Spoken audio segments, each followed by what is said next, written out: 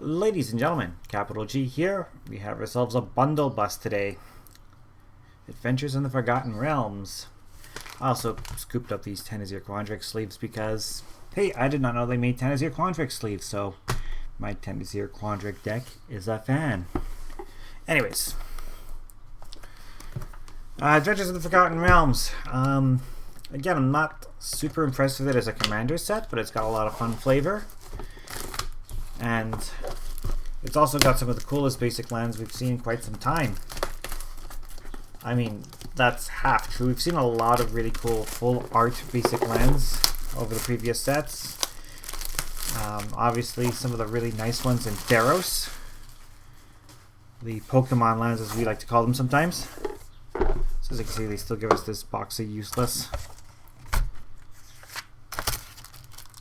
Well, that's cool. Actually, this is great for webcam if you're doing a dungeon deck. Because these are like oversized. These are not the regular sized one. These are the ones that come in the pre-release kit, by the way. They're really cool because they're double foil with the tokens on the back. Whereas these are just straight up oversized dungeon cards. I didn't look at what was in here, although I know that generally speaking the bundles have the foiled basics. Usually a pack of 20 of them, so let's see if that's what we have. So these are the non-foil basics. And these are the, I guess that's the promo treasure chest, along with, there they are, the foil basics. And it's one of each type. So we got one of each. So this is kind of what I'm excited for. This is the main reason I bought the bundle. Because then I'm going to foil out my basics in Golos. That's my plan. So all my Golos lands will be these. All the Golos basics. Anything that's not basic, well, it won't, well, it's only going to have these 20 basics in it. So that is the main reason why I got the bundle. Treasure chest is our bundle promo. Not as impressive as, say, Strixhaven's, which had the alternate art Archmage Emeritus, but yeah. 10 packs, of course, and there's our D20, which is a rollable D20. As you can see, it's not a spin down die. It's actually a good old-fashioned proper D20 with the AFR logo. Nice orange color.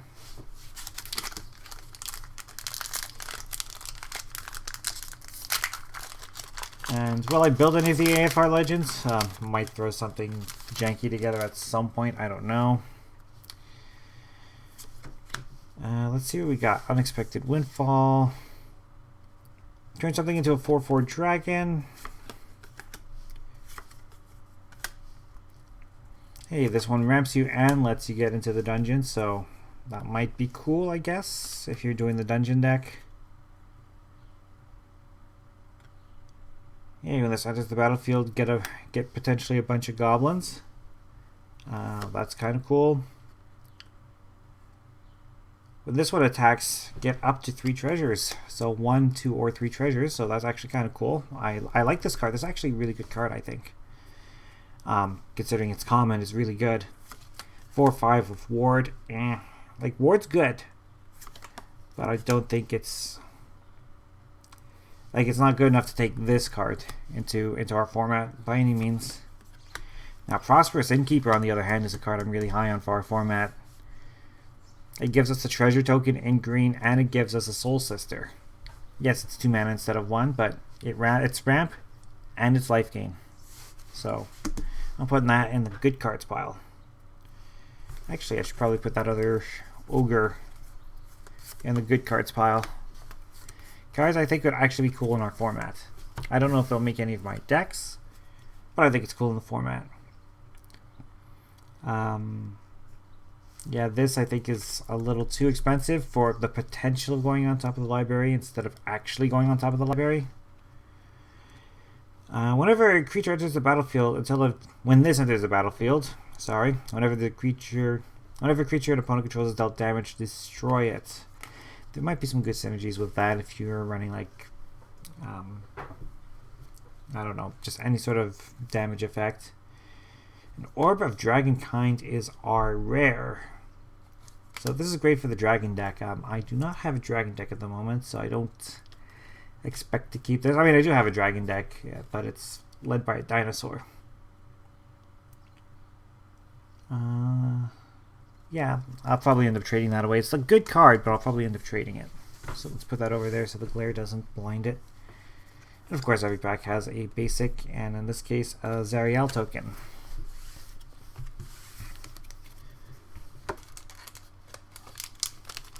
I, of course, have never been afraid to look at the common slot to see if there's goodies for us in this game. So Shocking Grasp. I was a little surprised to see it as a blue card in this game, but there you go. Planar Ally, just a weaker Sarah Angel, really. No point. Eyes of the Beholder, 6 mana, but pretty much everything dies. This can even get some Eldrazi. Elf Bard. Target creature gets +2/+2, or you gain 3 life. That's definitely chaff. Price of Loyalty is interesting if you're doing the treasure deck, because it's just a straight up threaten, but the added bonus of if you use the treasure to cast the card, the creature gets +2/+0. Still not, maybe for the treasure decks. I'll throw it out there just in case. Molderkind's Polymorph. Actually, now I think about it, I'll throw a copy there because it could be good. Ranger's Hawk. It's a nice little flyer. But 3 and tap it and another creature is a high price, so I don't know. Don't think that's worth really using. A Spare Dagger. That's fun to throw onto a Death Touch creature, actually, because then you can swing with it, sack the dagger, kill something. So I'll throw it here because it has its uses. Let's slide it all up. We got lots of room to work with. Goblin Javelineer. Give it Death Touch. Well, no one's ever going to block it. It's just a 1/1, so probably not so great. Manticore. When this enters the battlefield, destroy target creature in a opponent controls that was dealt damage. 2/1 flyer, 4 mana. Nah.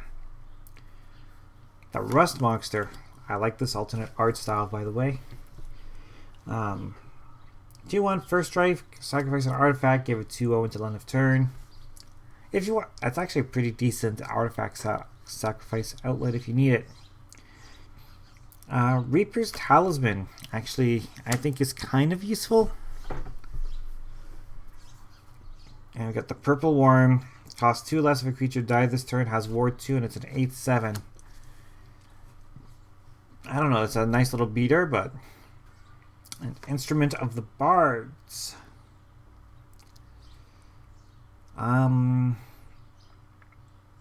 Actually, it might be decent in Atraxa because of the counters it gets. So it gets we get a counter on your upkeep,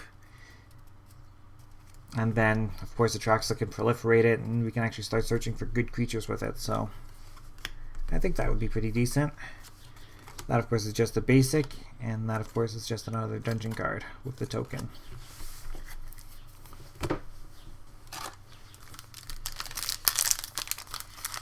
Are there any legends from AFR I want to build? Well, I do plan on doing one for the channel, but I don't know if I'll actually build it. It'll be quite the interesting challenge, though. Soul Knife Spy. This beat me up in limited.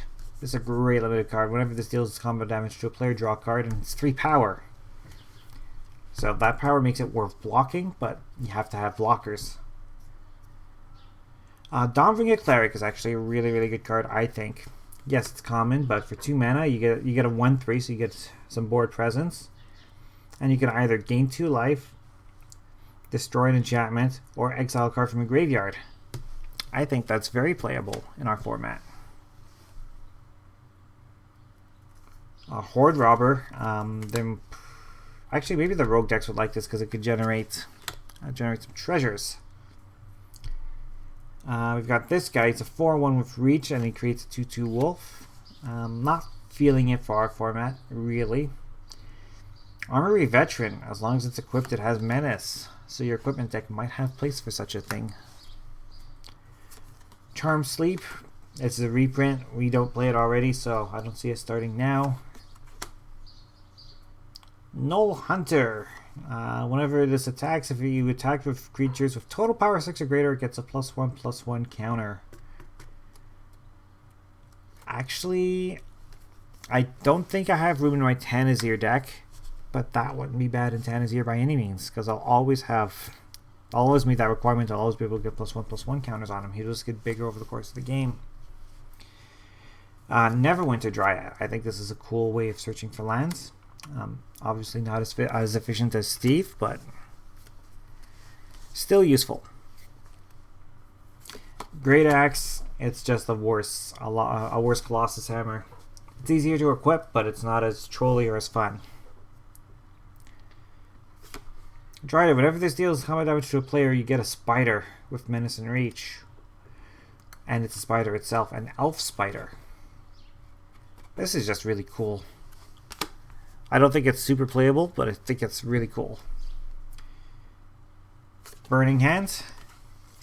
Well, green likes to play big stuff, so it's a good way to hate on green. 2 damage to a small creature, or 6 damage to a green one. Cloister Gargoyle. Whenever this enters the battlefield, we go into the dungeon, and it gets +3/+0 flying if you ever complete a dungeon. Again, only if you're really doing the dungeon deck. I don't see it playable. This, however, very playable. Do I have a Boo? I don't have a Boo token. It did not come with a Boo token. But yes, Minus Beloved Ranger. We can pay X and turn one of our creature into an XX Giant. And it comes with Boo. So, that's actually a pretty cool hit. I'm not sure where I'll play him. Or if I'll build him. That could be a thing. Just a bunch of Naya ramp. And go nuts. Priest of Ancient Lore. When this enters the battlefield, gain a life and draw a card. It's white card draw, but it's 3 mana. It's only 1 card, so we'll put it there for now. Thieves' Tools I like. When this enters the battlefield, create a treasure. An equipped creature with power 3 or less can't be blocked. But then you can boost its power later, so that's actually kind of cool. Plummet. We play it sometimes. But again, that's a reprint. We're not too worried about that. Brazen Dwarf. If you roll 1 or more die, deal 1 damage to each opponent. So you really have to build a deck around the die roll mechanic. And unless we see more of it in the coming sets, I don't see this being super useful. Arcane Investigator. 2 mana for a 2/1, but it's 6 mana to roll a die and maybe get some cards. Minimus Containment. 3 mana, turn something into a treasure. Yes. I think this is amazing. That's a great piece of removal. Just turn somebody's commander into a treasure. Yes, they can use it as a mana and sacrifice their commander, but you've just taken their commander off the board. Hodling Ogre, we've already talked about. I've already got one in here, so I'll just move on.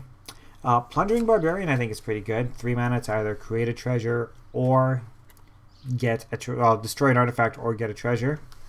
I think it's pretty decent, so we're going to throw that there. It's got some good flexibility. You can ramp with it, or you can remove something. Always useful. Pixie Guide. If you roll 1 more die, instead roll that many die +1 and ignore the lowest. So, again, if you're making the die roll deck, that'd be really good. Spiked Pit Trap. Choose a d20. Deal 5 damage to the creature if it's a 1 to 9, or deal 5 damage to that creature and create a treasure if it's a 10 to 20. But it's 5 to activate, so not sold on it. The Moon Blessed Cleric. When this enters the battlefield, you may search your library for an enchantment. Yes. That is amazing. And yes, putting an enchantment on the top of your deck, that's fine. That's fine. That's still good. I like it. Tiger Tribe Hunter. 4/4 trample, and if you attack with creatures total power 6 or greater, sacrifice another creature, deal damage equal to its power. So it's basically a fling effect if you attack with a bunch of creatures.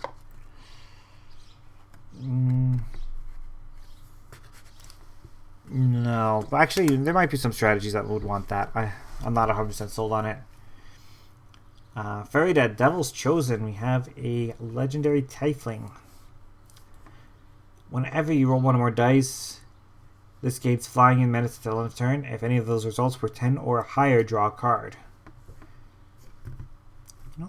Might try to throw something together if we have enough die roll cards.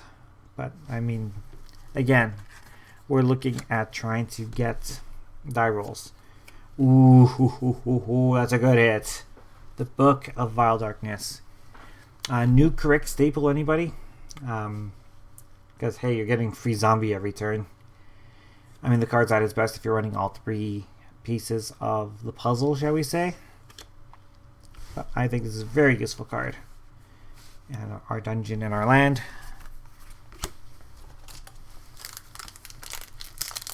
Yes, I know, we're taking our time here.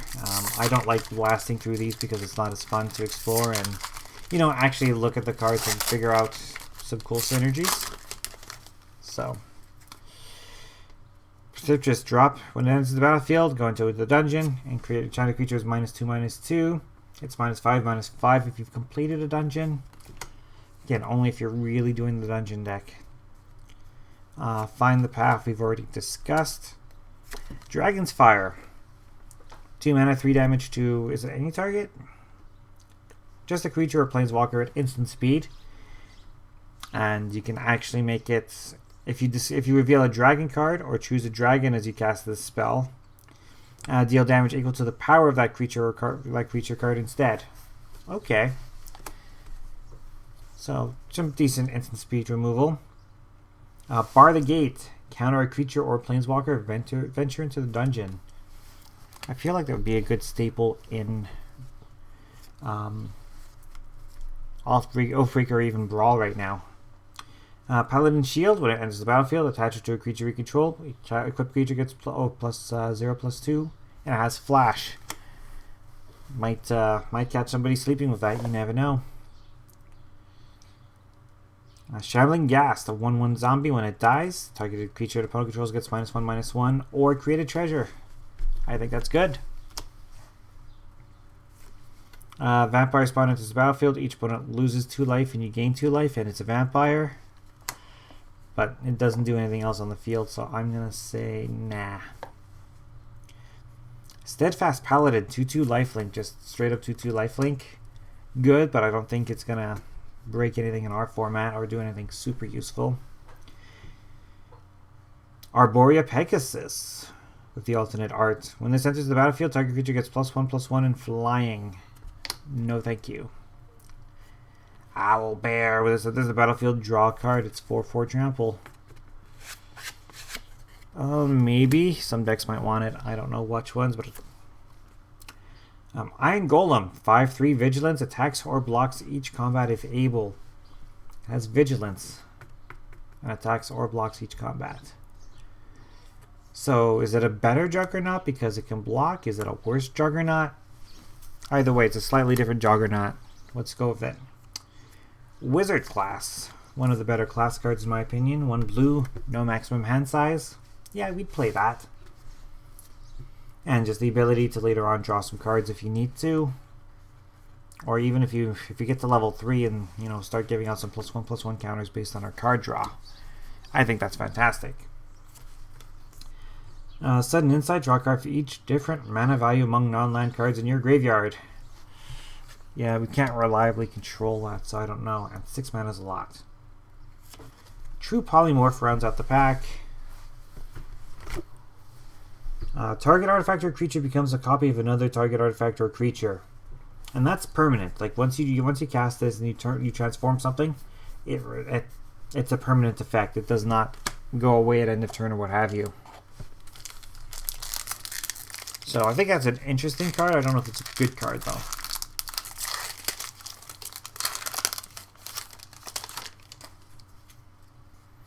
Hill Giant Herdgorger. A 7/6 that gains us 3 life. Yeah, I'm not really going to use that. Valor Singer. Beginning of combat on your turn, target creature gets +1/+0 until end of turn. Don't see it being super useful. Sign of Staiga. It's got Cone of Cold when you flash it in. It's got Flash. You can either tap a creature or freeze tap a creature, as you like to call it. Potion of Healing. When it enters the battlefield, draw a card. And sacrifice Potion of Healing. You may gain 3. You gain 3 life. If you have a way to blink this, like Teleportation Circle, I think it's just a nice way to draw some cards. Could have some synergy, so let's toss it in there. Might actually play it in Halar because it would be a historic trigger. Or not Halar, but Teshar. Would be going to Teshar deck maybe. Zombie Ogre. Beginning of your end step, if a creature died this turn, venture into the dungeon. So it's only on your end step that you get those dungeon triggers, and that's why it's not so interesting. You come to the Knoll Camp. 2 target creatures can't block, where target creature gets +3/+1. Might actually throw it into a deck, because I mean taking out 2 blockers randomly for the cheap. Goblin Javelineer we've discussed. Mimic.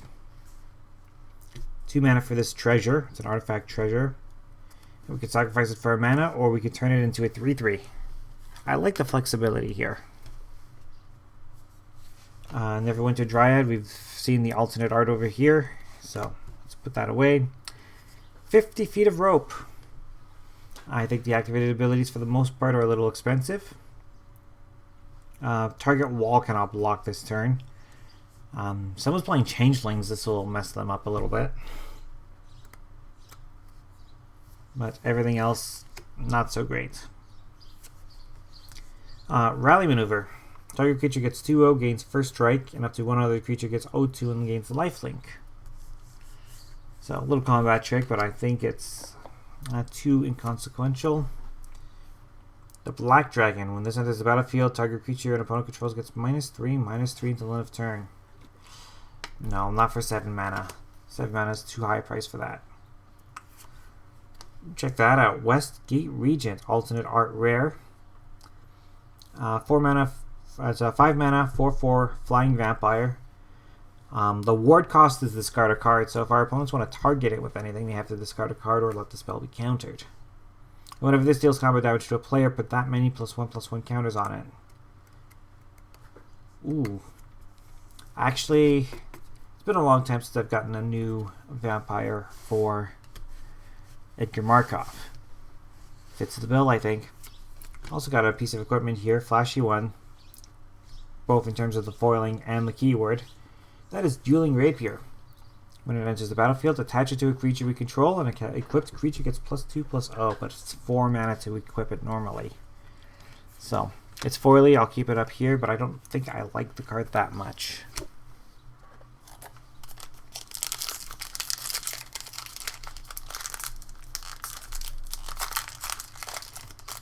Alright. Just a couple more packs to go here. Got 4 in total to crack. Plummet. Earth Cult Elemental. When this enters the battlefield, roll a d20. On a 1 to 9, each player sacrifices a permanent. On a 10 to 19, each opponent sacrifices a permanent. And on a 20, each opponent sacrifices 2 permanents. So this is kind of sweet. I like this one. Because that can do some damage and it's a relevant body. Shortcut Seeker. When this deals combat damage to a player, venture into the dungeon. And it's a 2/5 rogue. It's a better dungeon card than most because it's hard to kill in combat, but don't know. Gloomstalker. It has double strike if you've completed a dungeon. Grim Bounty. 4 mana to destroy a creature or planeswalker, but you get to create a treasure token. So, 4 mana targeted removal is a big ask, but being able to recover a mana from it by getting that treasure, I think it's worth consideration. Sylvan Shepherd. When this attacks, roll a d20, and we can gain 1, 2, or 5 life. Very annoying card to face off against the limited, let me tell you. But that's where it belongs, is limited. Yang-Ti Fangblade. 2/2 Death Touch. Whenever these deals combat damage to a player, enter the dungeon. I tried using... I drew like 3 of these for my pre-release, and I tried using them to blitz through a dungeon, and it did not work out.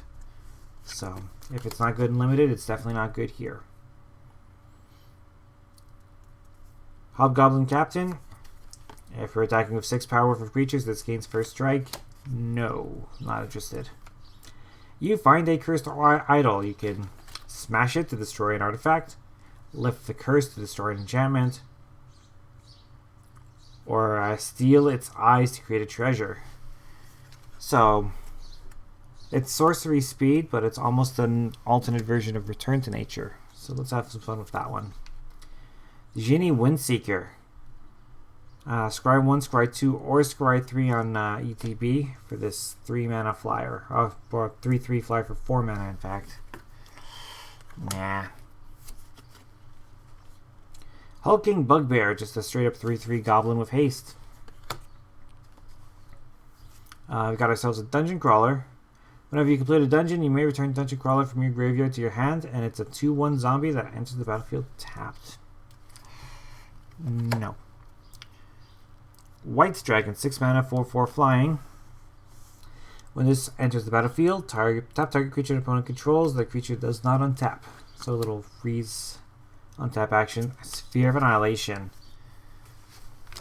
This is going to be a brutal piece of removal, especially in a world of the 2 mana rock. Actually, it's only creatures and planeswalkers that this gets. Still, someone going wide of tokens, throw it out. X equals 0. It's going to wipe out most 0 value tokens. So obviously you have to get it back to your turn.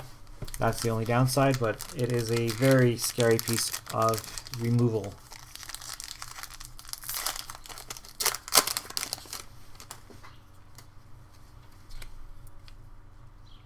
Boots of Speed, a simple 1 red mana equipment that equipped creature gets +1/+0 in haste with an equip of 1.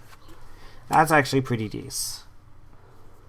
Contact other plane, draw 2, or maybe scry 2, or maybe scry 3.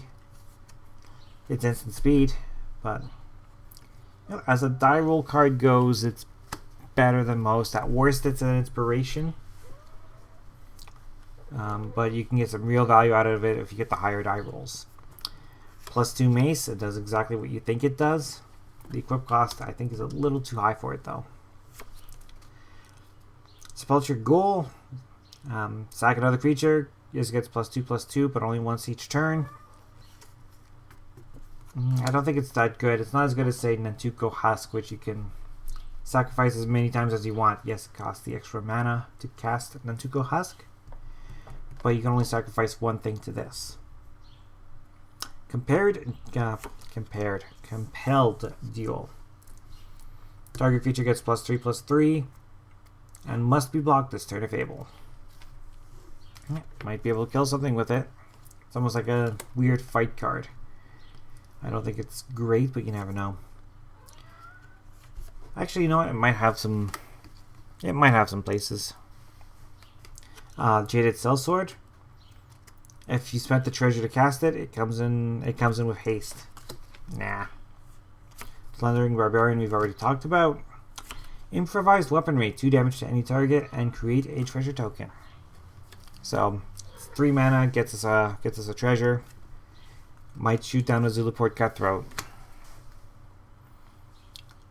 You're ambushed on the road.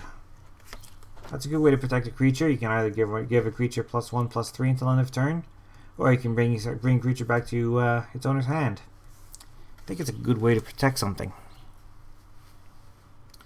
Evolving Wilds, the classic. Hamlet Pochard. Room abilities of dungeons you own trigger an additional time. So going there because it's a possible commander, but again, I don't think the support is there. Plate Armor. This is a good card. This is one I wanted actually for Akiri. Equipped creature gets +3/+3 and has Ward 1. So that's always nice. And then it costs 3 mana to equip. But for each other piece of equipment you control, the equip cost is reduced. I think the card's fantastic. Another legend in Trilacera Moondancer. Whenever you gain life, it gets +1/+1 counter, and you scry 1. So, Ajani's Pridemate deck. And then yet another legend, the Lina Wild Mage. When this attacks, choose a creature you control, roll a d20.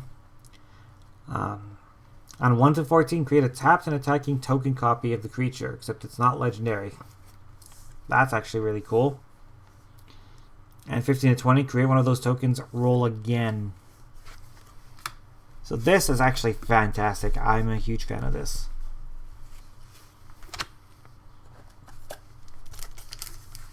Two packs left. No foil rare yet. There's usually a foil rare in these things. It better not be a foil rare wish. It better not be. Secret Door. So 0/4 wall, defender, and you can pay 5 to venture into the dungeon as a sorcery. Yuck. Potion of Healing we've discussed, as we have Thieves' Tools, Circle of the Moon Druid. It's a 2/4, but when it's your turn, it's a 4/2. I think it's funny, but no. Dragon's Fire we've discussed. Clever Conjurer. Untap something at sorcery speed. You know, it's any permanent that's not named Clever Conjurer. So you know, it could be, you can untap a creature, it gives you another activated ability activation. You can untap a land and get mana that way, or a mana rock. So I think it's good, a good card. Not a great card, but a good one. Kick in the Door.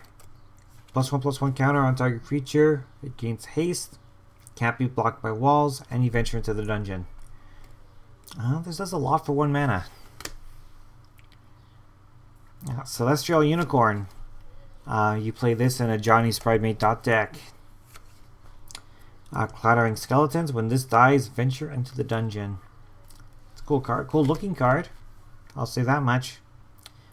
Steadfast Paladin we've looked at. 2/2 lifelink. Critical hit.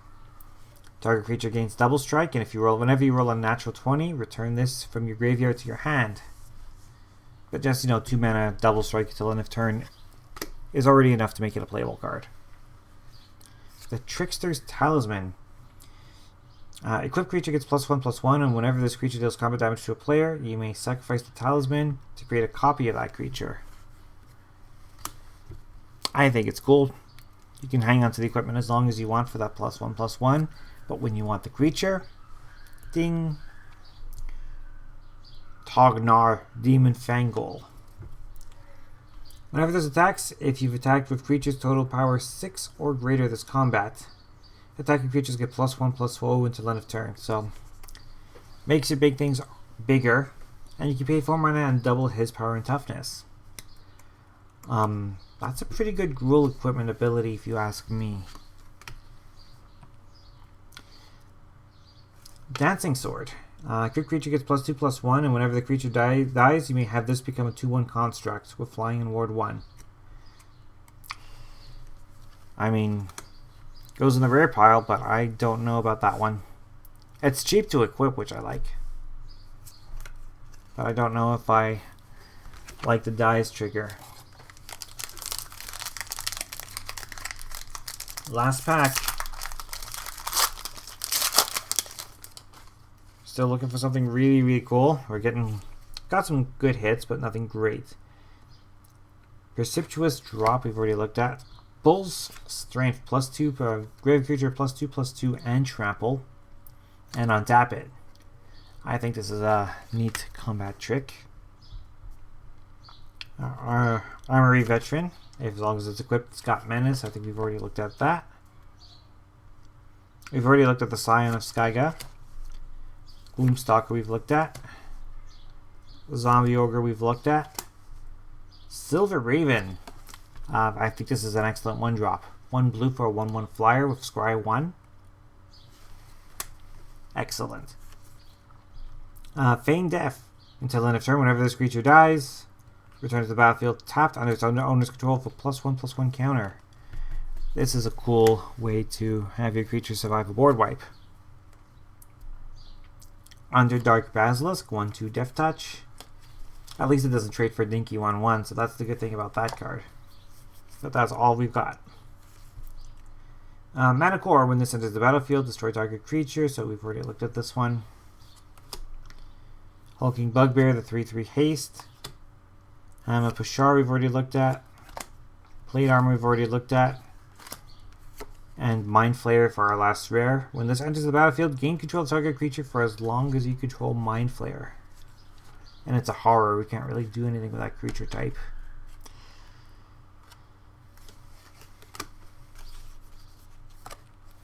So, was this a great bundle? I don't know about that. But we definitely hit some really interesting cards. This is one of my favorites.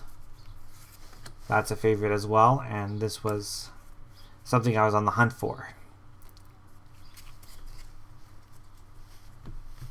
So yeah, hope you enjoyed the bundle bust. And we're gonna let it go, and we're going to catch you next time. Bye for now.